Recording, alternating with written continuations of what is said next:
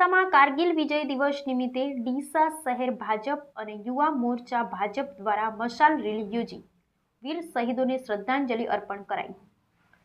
ભારત પાકિસ્તાન વચ્ચે વર્ષ 1999માં જમ્મુ કાશ્મીરના કારગિલ ક્ષેત્રમાં યુદ્ધ ખેલાયું હતું, જેમાં ભારતીય સૈન્યએ વિજય મેળવી કારગિલની ટૂંક પર તિરંગો લહેરાવ્યો હતો।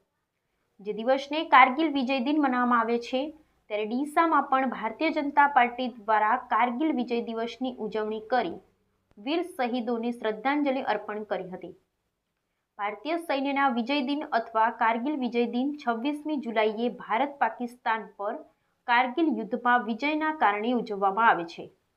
ઈસવીસન 1999માં કારગિલ વિજય પછી ભારતના તત્કાલીન વડાપ્રધાન અટલ બિહારી વાજપેયીએ આ દિવસને કારગિલ વિજય દિન તરીકે જાહેર કર્યો હતો, જે અંતર્ગત ડીસામાં ભારતીય જનતા પાર્ટી ડીસા શહેર અને ભાજપ યુવા મોરચા ડીસા શહેર અને ડીસા તાલુકા દ્વારા મશાલ રેલી યોજી વીર શહીદોને શ્રદ્ધાંજલિ અર્પણ કરવામાં આવી હતી।